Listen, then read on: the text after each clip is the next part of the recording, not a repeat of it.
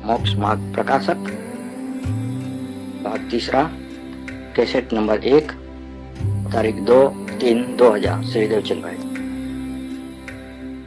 नमो अर्यंताणम नमो सिद्धाणम नमो आयर्याणम नमो उवज्जायाणम नमो लोये सवसावणम नमो समय साराय स्वानुभूत्या चकास्ते चित्स्वभावाय भावाय सर्वभावांतरचिले मंगलम भगवान वीरो मंगलम गौतमो गणि मंगलम कुंद कुंदार्यो जैन धर्मोस्तु मंगलम सर्वमंगल मांगल्यम सर्वकल्याणकारकम प्रधानम सर्वधर्माणम जैनम जयतु शासनम ओंकार बिंदु संयुक्तम नित्यम ध्यायन्ति योगिनो कामदम मोक्षदम चैव ओंकाराय नमो नमः।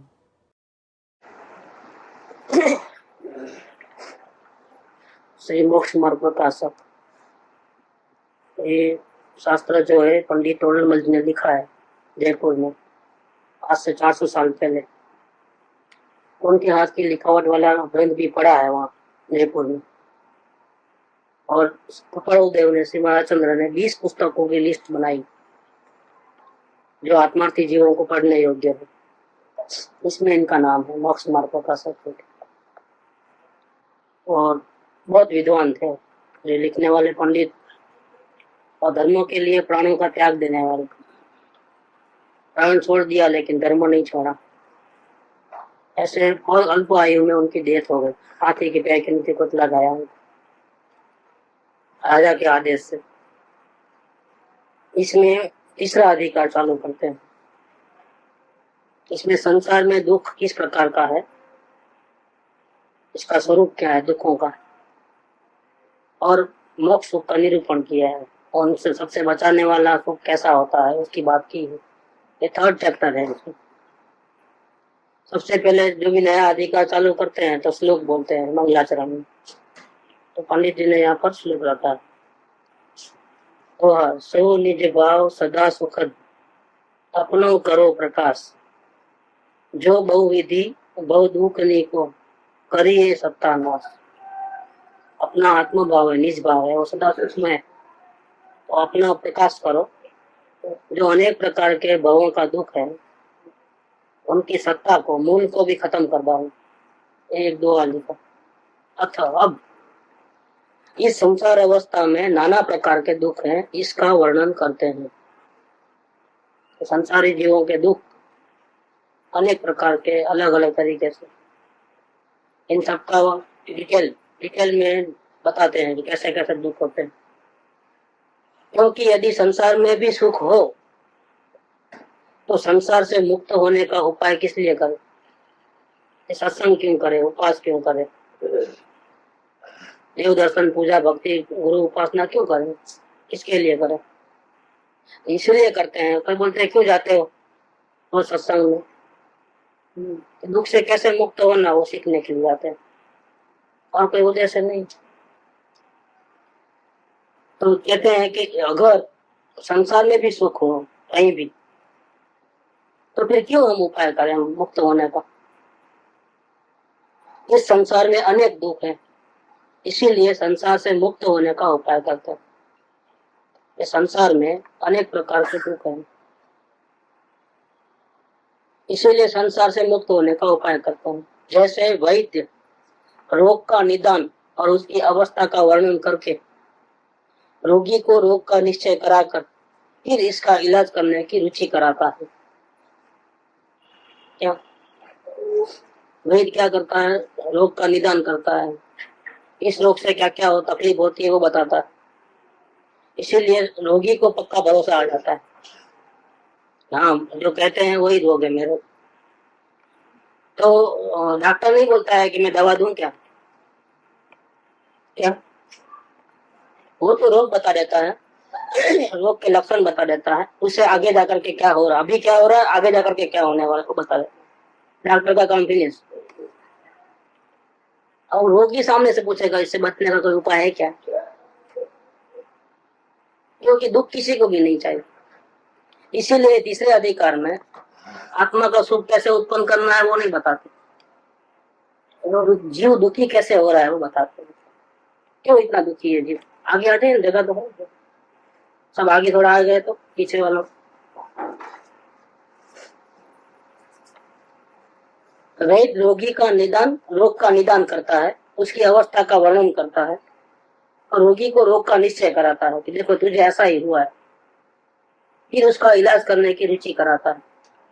इससे क्या होता है कि उसको सामने से इंटरेस्ट हो जाता है कि अब मेरे को ऐसी तकलीफ तो मुझे नहीं चाहिए, मुझे सुखी हो जाना है, इनसे छूट जाना है दुखों से। ऐसे यहाँ पर भी यही बात है। उसी प्रकार यहाँ संसार का निदान किया जाता है। संसार किसको कहते हैं, उसकी अवस्था का वर्णन करते हैं। संसारी को संसार रोग का निश्चय कराकर अब उसका उपाय करने की रुचि कराते हैं। यहाँ पर भी ये बात है। तीसरे अधिकार में इसीलिए ही जीव दुखी कैसे होता है वो बात करते हैं। जैसे रोगी रोग से दुखी हो रहा है, तकलीफ तो बहुत हो रहा है, लेकिन उसको मेडिकल साइंस का नॉलेज नहीं।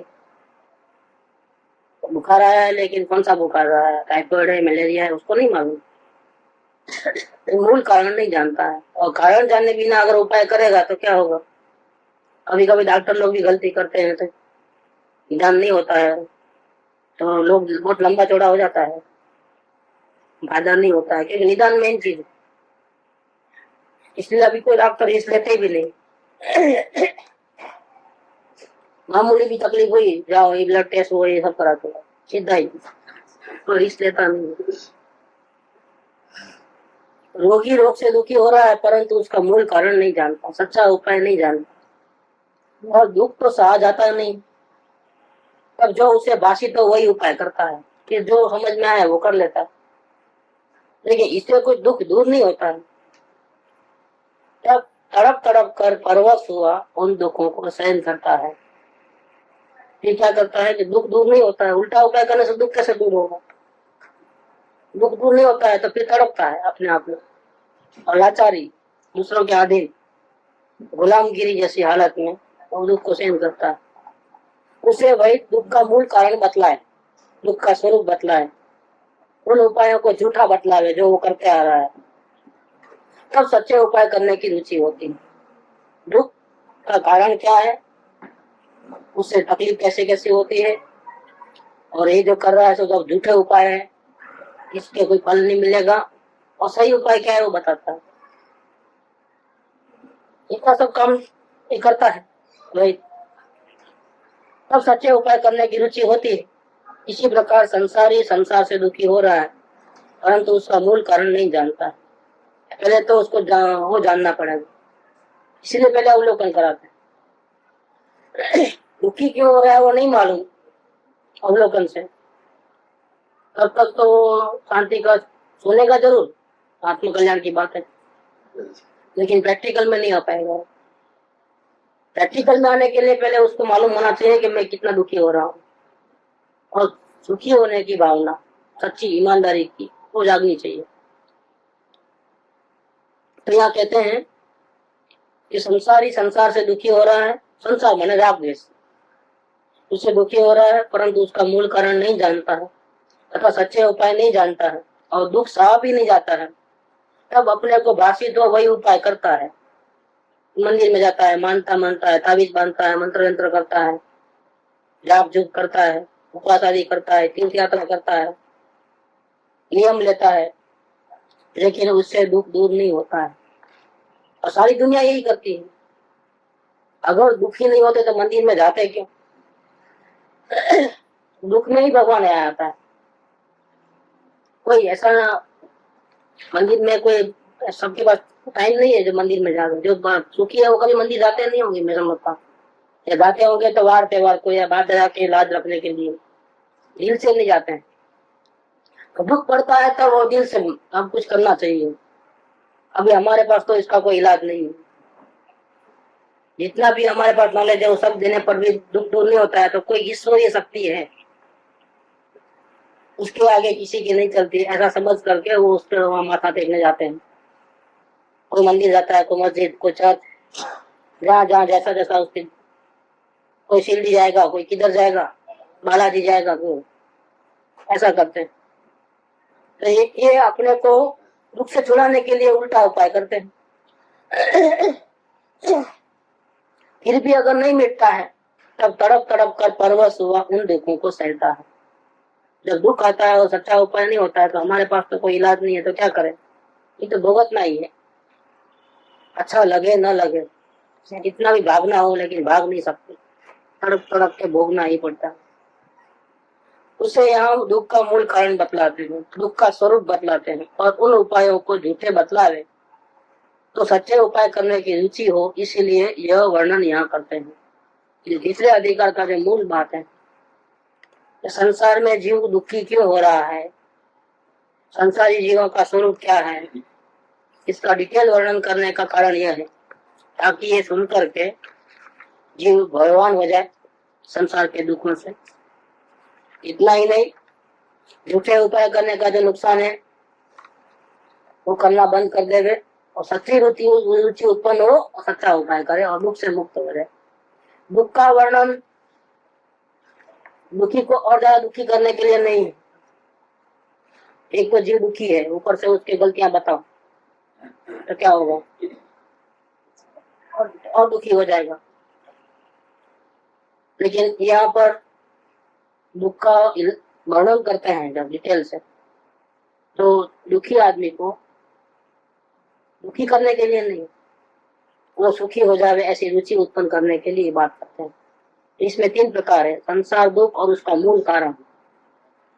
कृपादेव ने 236 नंबर में पत्रांक के अंदर जो प्रश्नावली लिखी है उसमें भी सबसे पहले ऐसा है कि जन्म मरण का अंत क्यों नहीं हो रहा है, क्या कारण है। सबसे पहला क्वेश्चन वही है, जीव को क्या जानना चाहिए, आत्मा का स्वरूप पहले कि नहीं, वो नहीं। जीव को पहले वो जानना चाहिए कि मैं दुखी किस कारण से हो रहा हूँ, क्यों जन्म मरण हो रहा है। ऐसे 236 में जो कारण प्रश्न दिए हैं कि जीव को क्या जानना चाहिए, तत्व में परमार्थ बातें कौन सी हैं। क्योंकि दुख को जो जानेगा नहीं वो जीव, तो उसको रुचि नहीं होगी आत्मा की, संसार की रुचि छूटेगी नहीं। संसार की रुचि छूटे नहीं और आत्मा की बात सुनना चाहे तो वो सुन नहीं सकता, समझ ही नहीं पाता है। जिसको शांति चाहिए वो वेद ज्ञान की बात सुने तो वेद ज्ञान कर पाता है। जिसको रुचि बाहर पड़ी हो संसार में, वो अगर आत्मकल्याण की बातें सुने तो क्या जाए, पल ही नहीं पड़े कुछ। 236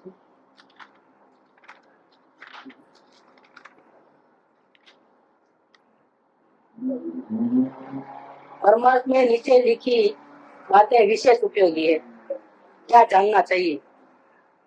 जब स्वाध्याय सत्संग तत्व चर्चा करते हो तो उसमें कौन से मुद्दे होने चाहिए, कौन से सवाल करने चाहिए। स्वर्ग किधर है, वहां कितने देव होते हैं, नरक में क्या क्या होता है, ये सवाल नहीं चाहिए। मेरा क्या होगा आज देख करके बताओ, ये सवाल नहीं चाहिए। सवाल ये चाहिए, नंबर 1, पार होने के लिए जीव को पहले क्या जानना चाहिए। क्या जानेगा तो ठीक ठाक हो जाएगा। पार होना मतलब सुखी होने के लिए, दुख से छूटने के लिए, संसार समुद्र तीरने के लिए। कौन सा विषय पहले लेना हाथ में, विषय तो बहुत है, साइंस है, ज्योग्राफी है, इतिहास है, बहुत से विषय, गणित है, भाषाएं हैं, धर्म भी कितने शास्त्र हैं, धर्म के अंदर तो अनगिनत, अपन जिंदगी पूरी हो जाएगा, कितने शास्त्र हैं इसमें। सबसे पहले क्या जानना, ये पहला क्वेश्चन है। दूसरा, जीव के परिभ्रमण होने में मुख्य कारण क्या। देखो दूसरा क्वेश्चन ये है, पहले क्या जानना और फिर जानने में सबसे पहला क्वेश्चन क्या है कि परिभ्रमण का मूल कारण क्या है। ये ऐसा लिया है। तो यहाँ पर भी तोडरमल जी पंडित ने भी यही सिस्टम अपनाई है। सबसे पहले दुख क्या चीज है, दुख किसको कहते हैं, जब दुख होता है तो जीव में क्या क्या होता है, इसके मूल कारण क्या क्या है, ये बता देना चाहिए। जब तक ये नहीं बताए तब तक हम आत्मा की बात करें, ज्ञानियों की बात करें, वेद ज्ञान की ऊंची ऊंची बात करें, और जीव को समझ में नहीं आता कि मैं दुखी कैसे होता हूँ।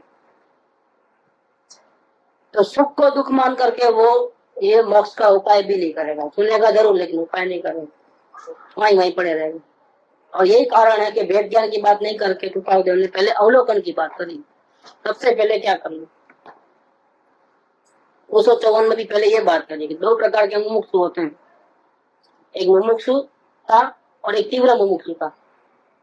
तीव्र मुमुक्षुता की बात पहले नहीं करनी है, सिर्फ मुमुक्षुता की बात करनी है कि वो उत्पन्न कैसे हो, मोक्ष की इच्छा, दुखों से छूटने की सच्ची इच्छा कैसे उत्पन्न हो, उसकी बात मुझे करनी है। उसका उपाय है कि जीव को पहले मुमुक्षु बनना चाहिए और इसके लिए क्या करना चाहिए, अपने दोषों का पक्षपात किए बिना निष्पक्षपातपणे अवलोकन करना चाहिए। ये बात पहले दी है। सीधा नहीं बताया कि तुम आत्मा को देखो, आत्मा के शरण में जाओ, गुरु की शरण में जाओ, नहीं बताया। बस ये दुख का जो सही चित्र हमारे सामने आएगा ना जब समझ में, तो डॉक्टर को कहना ही नहीं पड़ेगा कि अब मैं दवा दूं क्या, तो सामने वाला सीधा मुंह खोलेगा, अब इससे बचने का उपाय बताओ, मैं सब समझ गया हूँ, मेरे को तो रास्ता नहीं मालूम, अभी आप बताओ। तब गुरु के शरण में तो वो अपने आप आएगा। उसको गुरु बोलते नहीं है कि मेरे शरण में आओ, लेकिन स्वरूप खुला करते ही वो उसके हाथ पैर ढीले पड़ जाते हैं। हाँ यही मेरे साथ हो रहा है, लेकिन मैं अब तक उल्टा उपाय करता था और फिर भी ठीक ठाक नहीं होता था। अब मुझे समझ में आया कि क्यों ठीक ठाक नहीं होता था। अब मेरे को आप अच्छा उपाय बताओगे, मैं तो जानता नहीं, ऐसा करके वो सरेंडर कर देता है अपने आप। सेम सिस्टम यहाँ अपना है टोडरमल जी पंडित ने। विषय है संसार दुख और उसका मूल कारण, तो बहुत प्रयोजनभूत विषय है। इसमें अलग अलग अपेक्षाएं लगती है। पहले कर्मों की अपेक्षा से लेते हैं, कर्मों की अपेक्षा से 8 कर्म बांधा है तो उनकी अपेक्षा से लेंगे। इसके बाद कसायों की अपेक्षा से लेते हैं, बहुत डिटेल से वर्णन, एक एक कर्म का डिटेल से वर्णन है। जब उसका उदय आता है तब जीव अज्ञानता के कारण क्या क्या करता है और फिर इसका इफेक्ट क्या आता है, ऐसा डिटेल से वर्णन। और ये पूरा होने के बाद जो कर्मों की अपेक्षा से पूरा होने के बाद कसाय की अपेक्षा, दुख का सामान्य स्वरूप और कसाय की अपेक्षा, और फिर दुख का सामान्य उपाय बताया, स्वरूप बताया। ऐसे 3 प्रकार से तो बहुत मतलब पूरा डिटेल से बताया है। हाँ जिन्होंने अवलोकन किया होगा उनको टैली हो जाएगा बिल्कुल बराबर के, हाँ ऐसा ही था। तो सबसे पहले कर्मों की अपेक्षा से, वहां सब दुखों का मूल कारण मिथ्या दर्शन, अज्ञान और असंयम है। मिथ्या दर्शन माने क्या कि अपने स्वरूप को नहीं जानना, अज्ञान माने अपने स्वरूप को पहचानना नहीं, ज्ञान नहीं उसका, और असंयम माने लीनता नहीं। असंयम का दूसरा अर्थ है राग द्वेष, जो अपने में लीनता नहीं है, वितरागता नहीं है, तो राग द्वेष है। स्वरूप का श्रद्धा उल्टा है, ज्ञान उल्टा है और राग द्वेष है। ये सभी दुखों का मूल कारण जो दर्शन मोह के उदय से, देखो आया दर्शन मोह शब्द आया, लोगों को मालूम नहीं दर्शन मोह क्या चीज।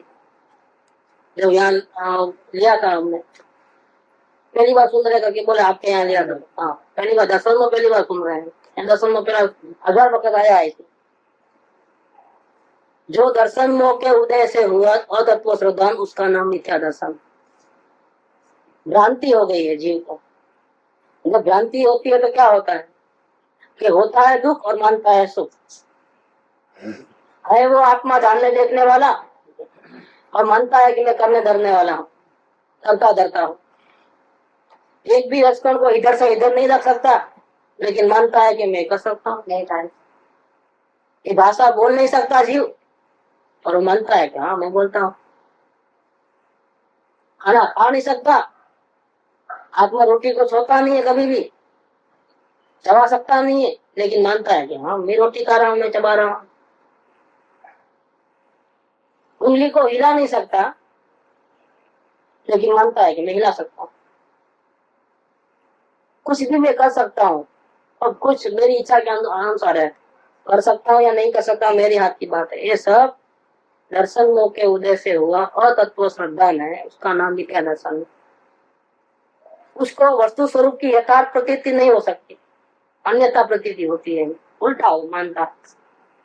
दुख में सुख, कर्तव्य भाव और ज्ञाता दो भाव में नहीं रह करके कर्तव्य भाव में आ जाता है, ऐसा उल्टा पुल्टा हो जाता है।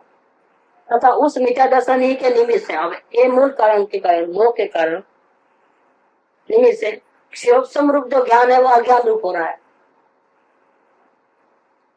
मोह के कारण वो अज्ञान, जैसा न्याय करने बैठते हैं लेकिन अपने यहाँ आते हैं, अपने लोगों का न्याय करना है तो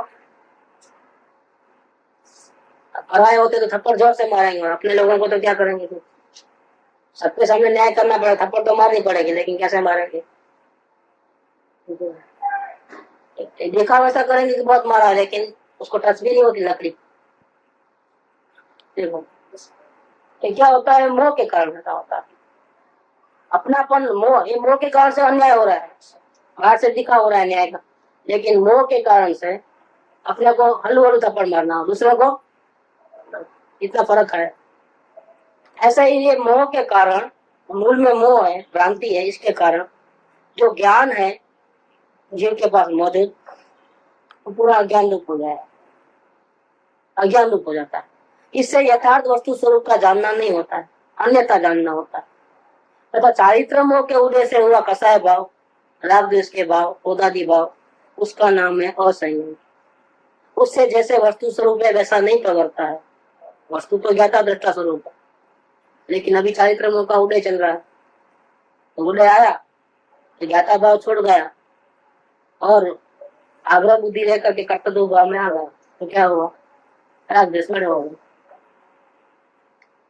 ज्ञाता स्वरूप है स्वयं, तो ज्ञाता भाव में रहना चाहिए, चाहे जैसे उड़े, लेकिन ज्ञाता भाव में नहीं रह करके कर्तव्य भाव में गया, ये ठीक नहीं, ऐसा नहीं, ऐसा होना चाहिए, ऐसा आग्रह रखा, तो जैसा वस्तु स्वरूप है वैसी प्रवृत्ति नहीं करता है और अन्यथा प्रवृत्ति करता है, जो शोभा देती नहीं। शोभा तो देती नहीं है, लेकिन वितराग कर्म का नाम बदनाम हो और अपने भी कर्म बंद हो और अपने को भविष्य में भोगना पड़े। ज्यादा दृष्टा भाव में रहे तो शोभा बढ़ती है, खुद को भी शांति देती है और कर्म की निद्रा भी होती है। उदय आया है तो वो तो छोड़ने वाला नहीं है, तो कर्मों की निद्रा भी हो गई। नए कर्म नहीं बनते तो भविष्य में दुख भोगना नहीं पड़ेगा। ये सबसे कौन बचाएगा? ज्ञाता दृष्टा भाव। जैसी वस्तु अंदर में है वैसा ही अगर भाव जीव रखे, ऐसी प्रवृत्ति करे तो बच जाएगा, लेकिन ऐसा नहीं करता है, उसका नाम मिथ्याचारित्र, और इसके कारण से वो दुखी होता है। दुख होने का 3 कारण, मूल कारण: मिथ्या दर्शन, मिथ्या ज्ञान और राग द्वेष के भाव और संयम। ज्यादा दृष्टा से जबरदस्त होती है, क्योंकि सबसे अलग पड़ जाता है।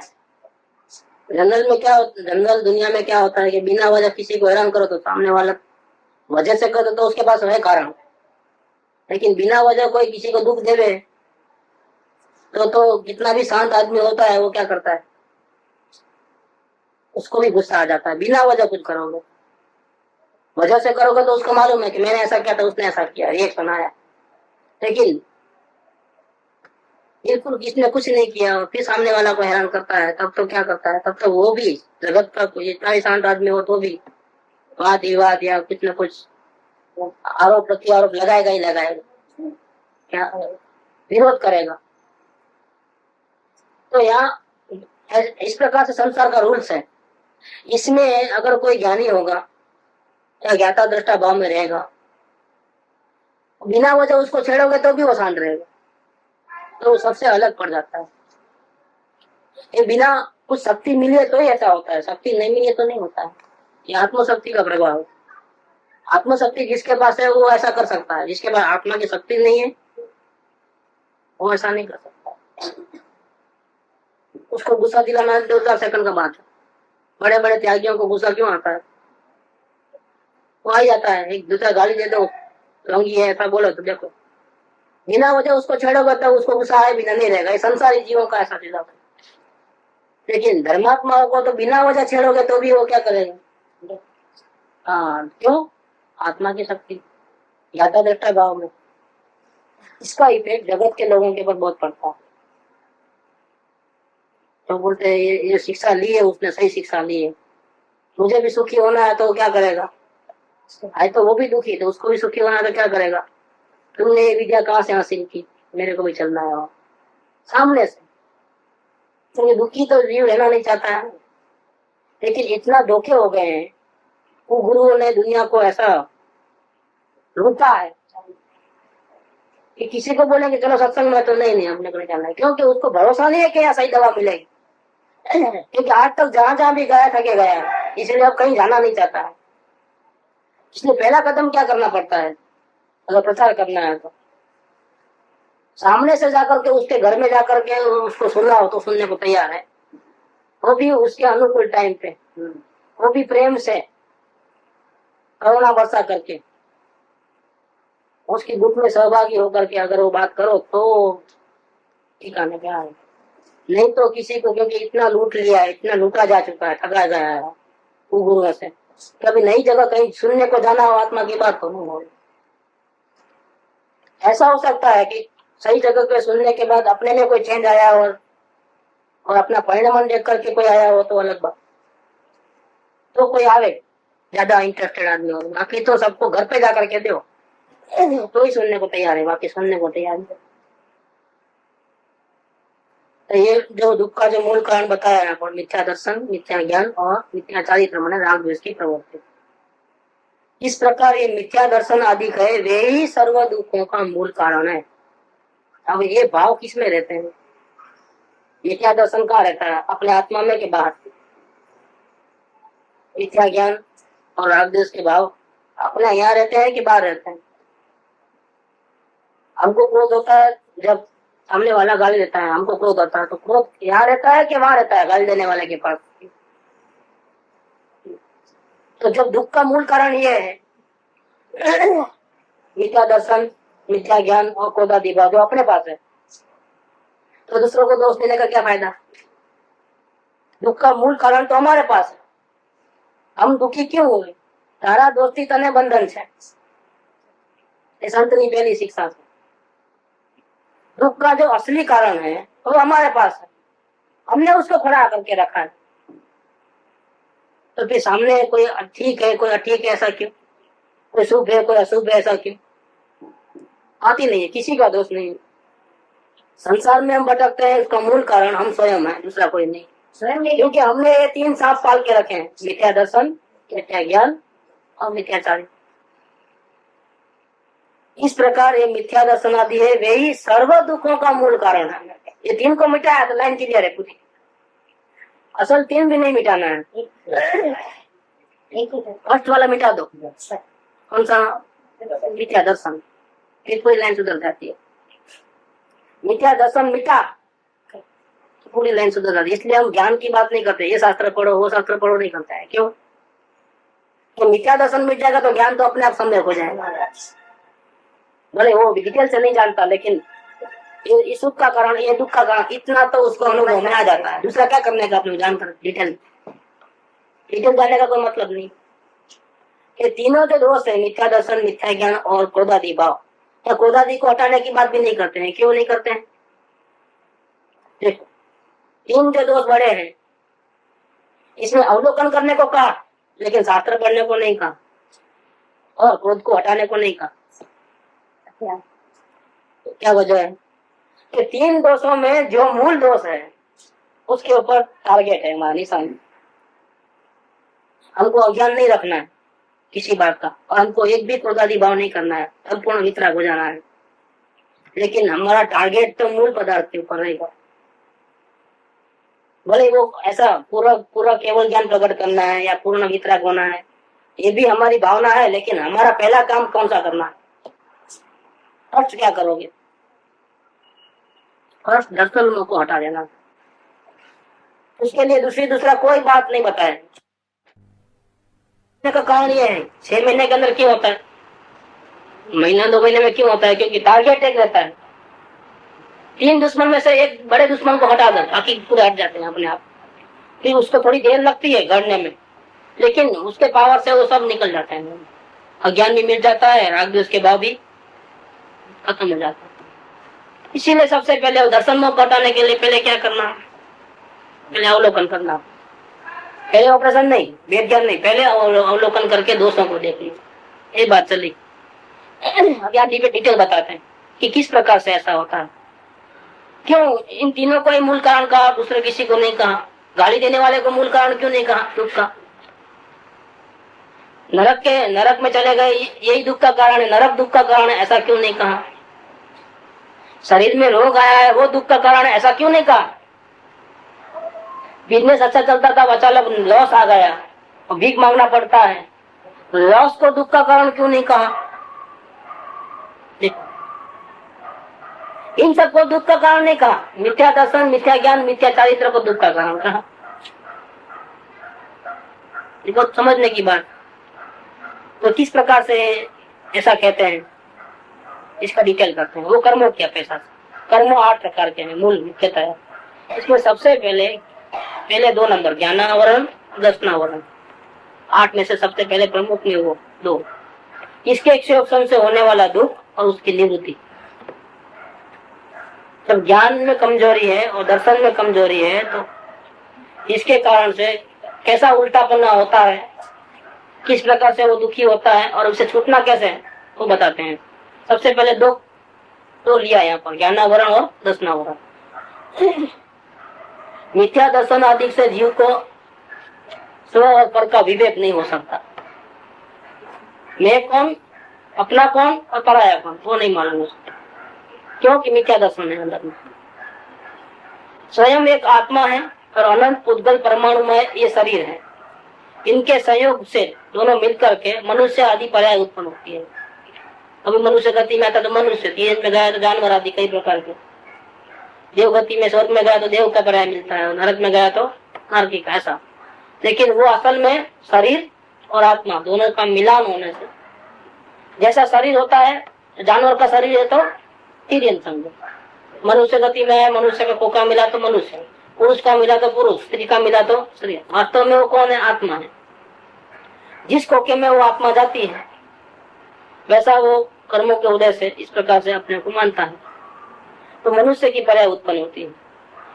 जब वो पर्याय उत्पन्न हुई तो ये इसके ज्ञान सही नहीं होने से वो क्या करता है, मैं जानने देखने वाला आत्मा हूँ, वो भूल करके मैं स्त्री हूँ, मैं पुरुष हूँ, मैं मनुष्य हूँ, मैं तीर्थ हूँ, जहाँ जाता है वहां ऐसा मान लेता है। ये किसकी प्रवृत्ति है? कर्म कौन सा लड़ रहा है यहाँ पर? मिथ्या दर्शन और ज्ञानावरण और दर्शनावरण, ये 2 जो है ना ये प्रमुख है, ज्ञानावरण दर्शनावरण। इसके कारण से उनका जब उदय आता है तो उनको पता नहीं चलता है, असली चीज है वो नहीं मालूम पड़ती है। ज्ञान में मैं आत्मा हूँ ऐसा नहीं मालूम पड़ता है, क्योंकि पर्दा आ गया। ज्ञान आवरण, दर्शन आवरण, आवरण माने पर्दा, मतलब ज्ञान है लेकिन पर्दा होने के कारण से सही नहीं दिखता है। जैसे आंख है लेकिन कमजोर पड़ गई है तो चश्मे के बिना देखेंगे तो क्लियर नहीं देखेगा। तो अपन डॉक्टर के पास जाते हैं तो पढ़ाता है अक्सर अपने को, पढ़ो तो प होता है तो ब बोल लेते हैं, अब होता प है, अक्सर नहीं समझ में आता है। समझ आता है कि इसकी आंख में यहाँ पर कमजोरी है तो उसको वो चश्मा बिना देते हैं, वो नंबर अब पढ़ो बराबर ब बोलता है। तो ज्ञान आंखों के सामने जैसे आवरण आता है तो सही नहीं देख पाता है, ऐसे ज्ञान और दर्शन ये आत्मा के गुण है।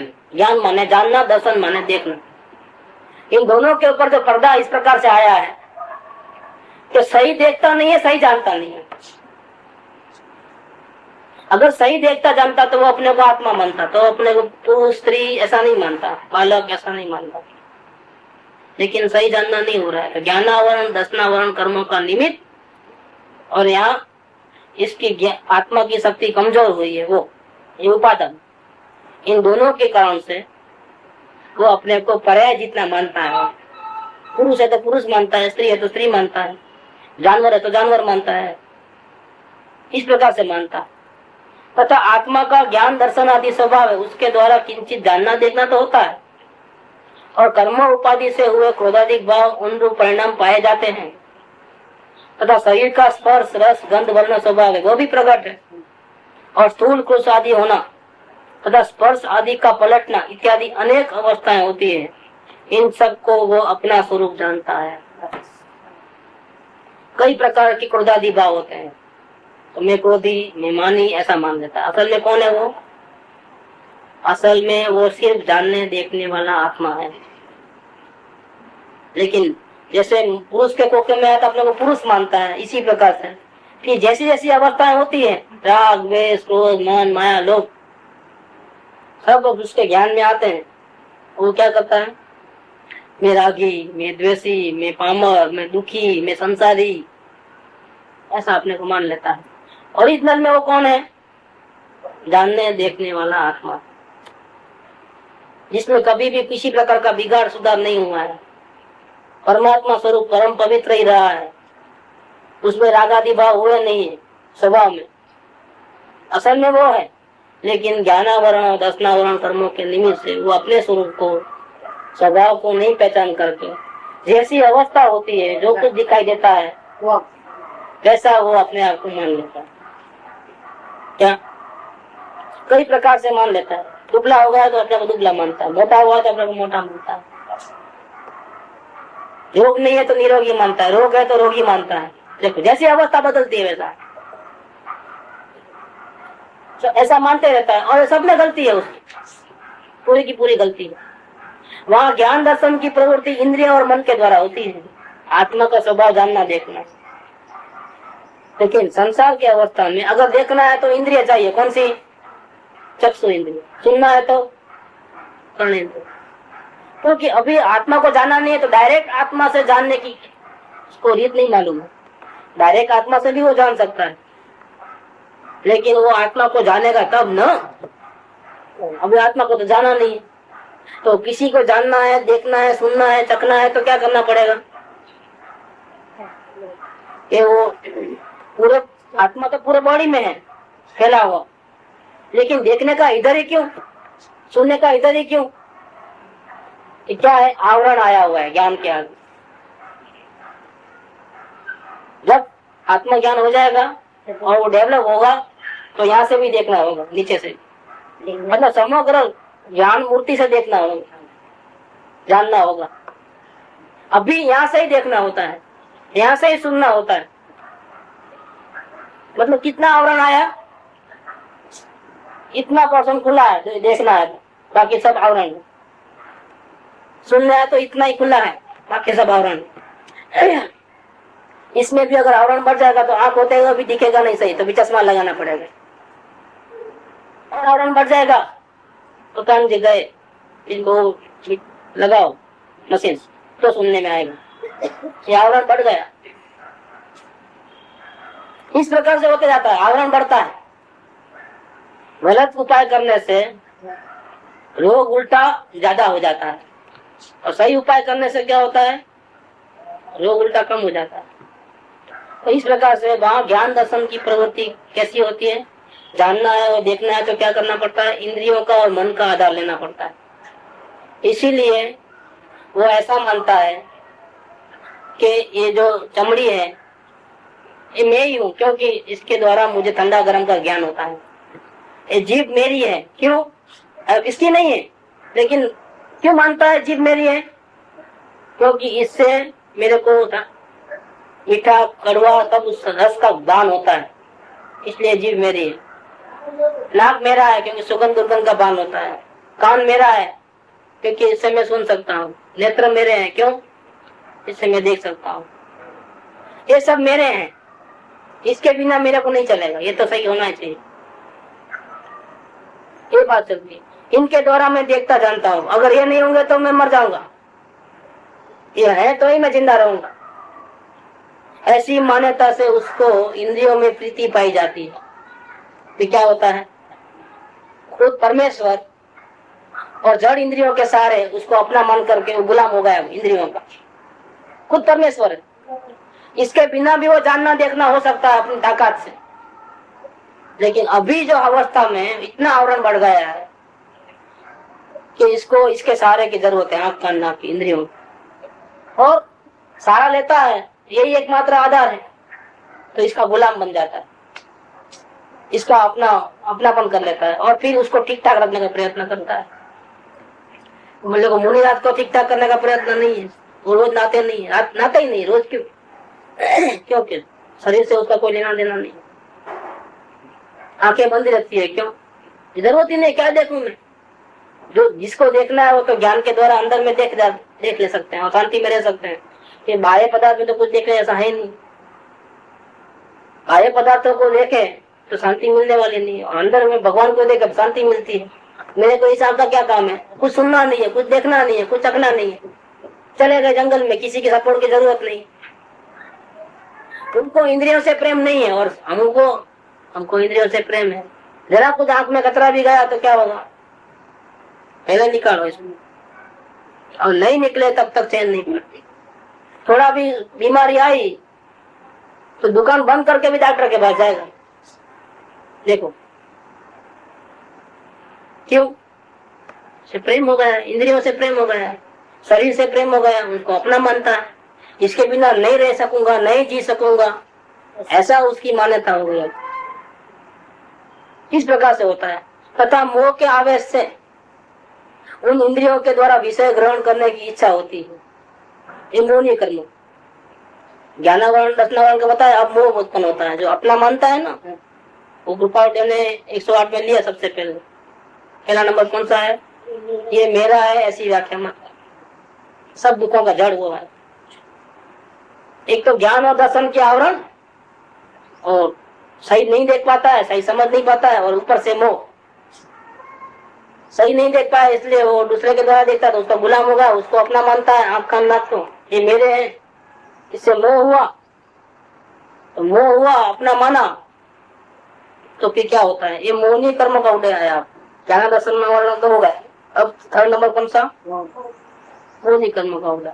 जब मोहनीय कर्म का उदय होता है तब अपने को तो भूला हुआ है और दूसरों को अपना माना हुआ है।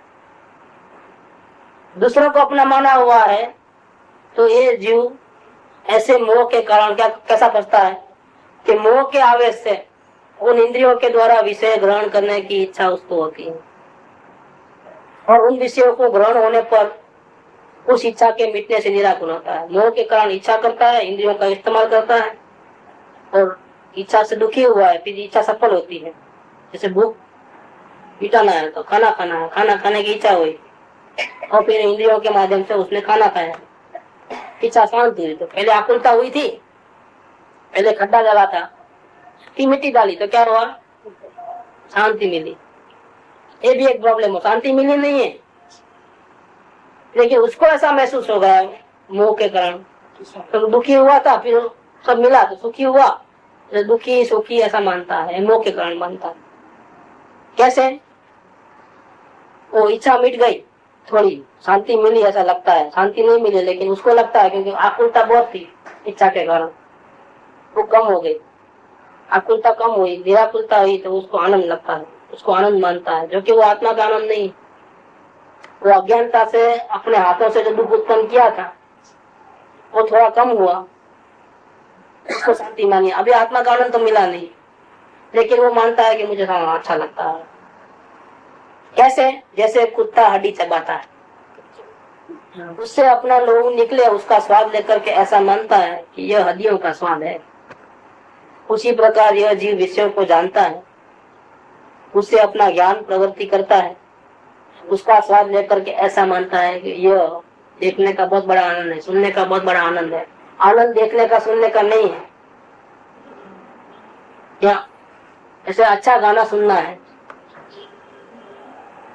तो पहले इच्छा करता है, इच्छा करने के बाद भी वो टैप रिकॉर्ड में वो डायल करके सुनता है, तो अपनी इच्छा के अनुकूल वो गाना सुनता है, तो इच्छा से जो दुख हुआ था वो कम होता, उसको मानता है हाँ अच्छा। असल में वो अपने हाथों से जो दुख उत्पन्न किया था, नया दुख उत्पन्न किया था, उसको उस पर मिटाया है। सुख की प्राप्ति हुई नहीं है अभी तक, ये हाल हुआ है। इसी प्रकार यह जीव विषयों को जानता है, उससे अपना ज्ञान प्रवृत्ति करता है, उसका स्वाद लेकर के ऐसा मानता है कि विषय का स्वाद है। देखो सुनने में कितनी मजा आ रही है, खाने में कितनी मजा आ रही है, सो विषय में तो स्वाद है ही नहीं, सुनने में तो कोई मजा आने का सवाल ही नहीं है। वही गाना दूसरा सुनता है, बंद कर पर पॉप संगीत लगाते हैं तो बच्चों को मजा आती है और बड़े लोगों को मजा नहीं आती है कि क्या है, कुछ शब्द ही सुनाई देते नहीं है, इंग्लिश में बोलते हैं वो, पॉप संगीत बंद करो, उसको मजा आती है। अगर गाना सुनने में फायदा होता तो दोनों को मजा आना चाहिए, लेकिन ऐसा नहीं है।